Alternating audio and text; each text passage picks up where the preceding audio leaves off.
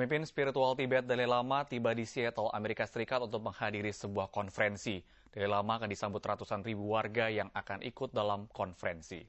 Pengawalan dilakukan terhadap Dalai Lama hingga tiba di hotel tempatnya menginap selama 5 hari. Kunjungan ini merupakan yang pertama ke Amerika Serikat sejak kasus kerusuhan di Tibet pecah. Di Amerika Serikat, peraih Nobel tahun 1989 ini juga akan menerima gelar kehormatan dari Universitas Washington. Kasus Tibet sempat menyulut bentrokan saat perjalanan obor Olimpiade melintas di San Francisco. In a way, beginning of this century, not a very healthy one. So in any way, my generation, no need much worry because we belong to this century. Now ready to say goodbye. But these younger people, now you have the serious you have to face the serious consequences rest of this century. Dalai Lama adalah tokoh sentral perjuangan warga Tibet atas pendudukan Cina. Bagi rakyat Tibet, Dalai yang berarti kelautan kebijaksanaan dipercaya sebagai perwujudan Sang Buddha yang bereinkarnasi untuk melayani manusia. Dalai Lama ke-14 bernama asli Tenzin Gyatso. Dalai Lama meninggalkan tanah kelahirannya di Himalaya tahun 1959 setelah memberontak melawan pemerintah komunis Cina. Pemerintah Cina menuduh Dalai Lama sebagai separatis, yaitu yang memperjuangkan kemerdekaan Tibet dengan dalih agama. Tapi Dalai Lama mengaku hanya ingin hak otonomi untuk melindungi budaya Buddha di Tibet. Badan Olimpiade Dunia IOC batal mendesak pemerintah Cina untuk segera mengambil sikap untuk mengantisipasi gangguan pelaksanaan Olimpiade karena isu Tibet. Sebelumnya, Komite Negara-Negara Peserta Olimpiade atau ENOC meminta Cina untuk meredakan isu Tibet. Pertemuan antara IOC dan ENOC dilakukan di Beijing, Cina. Pertemuan itu untuk membahas terjadinya sejumlah gangguan dalam perjalanan obor Olimpiade di sejumlah negara. Gangguan merupakan dampak atas aksi represif Cina atas Tibet. Sebelum pertemuan, Presiden IOC sempat berdialog dengan Perdana Menteri Wen Jiabao. Pemerintah Cina menjamin pelaksanaan Olimpiade akan berjalan aman dan tertib. As to entering into these issues, this is the line that we do not have to cross. The IOC has expressed its view to the Prime Minister concerning the preparation of the Olympic Games. Your question is a political matter in which the IOC cannot enter. This is a sovereign matter for China to decide. Penjagaan ketat terus dilakukan dalam perjalanan obor Olimpiade Beijing 2008. Di Buenos Aires, Argentina, polisi setempat langsung memblokade sejumlah pengunjuk rasa anti-Cina yang berada di lintasan perjalanan obor di Argentina. Sejumlah warga pendukung Olimpiade Beijing juga turun ke jalan. Arak-arakan obor Olimpiade Beijing 2008 di Argentina masih dicekam penghadangan aksi unjuk rasa.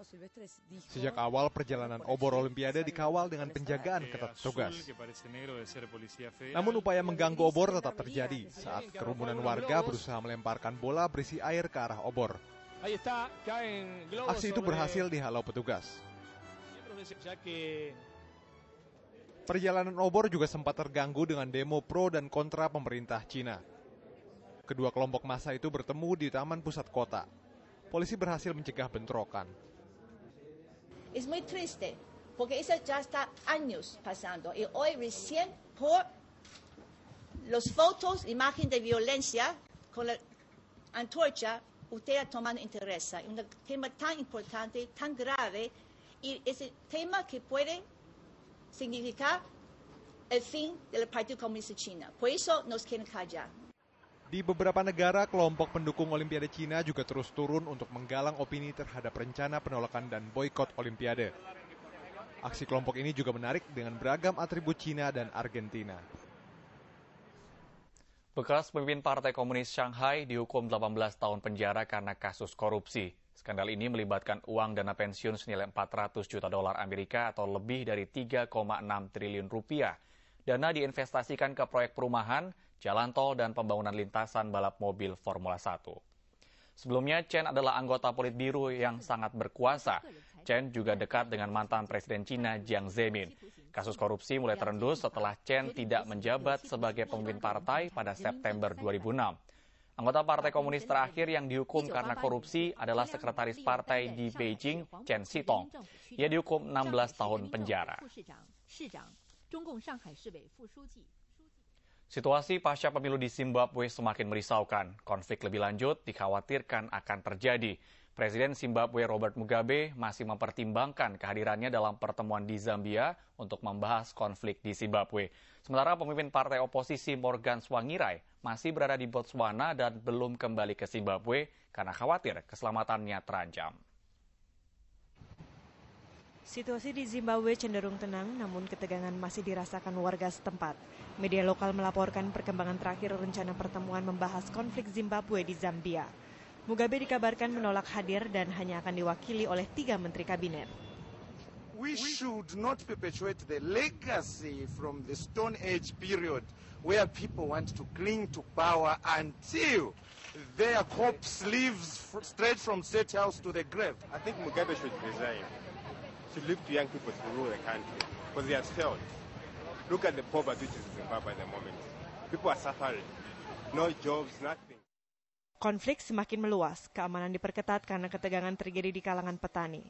Pendukung partai oposisi menuding pendukung Mugabe memancing kekerasan terjadi. Namun pemerintah balik menuding pendukung oposisi bersikap provokatif. Those white farmers were very provocative. They heard that Morgan Tsvangirai had won. They came back in their thousands, wanting to reclaim what used to be their farms. And really they faced resistance.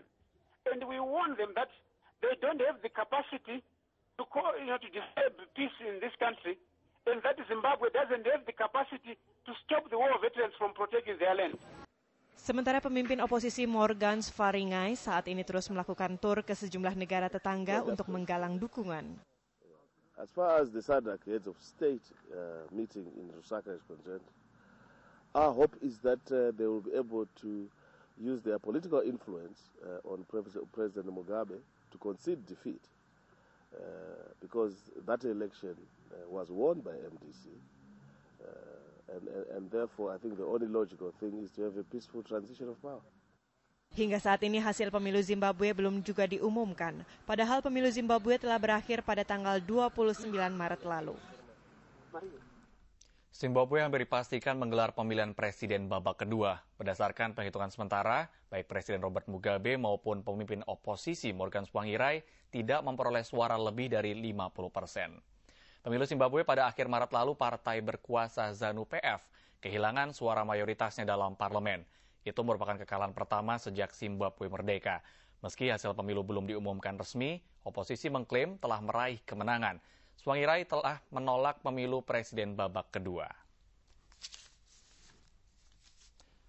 Satu lagi kisah superhero diangkat dalam film. Kali ini tokoh manusia baja Iron Man diangkat ke layar lebar dan dibintangi aktor Robert Downey Jr. Nantikan informasinya di Galeri Dunia sesaat lagi.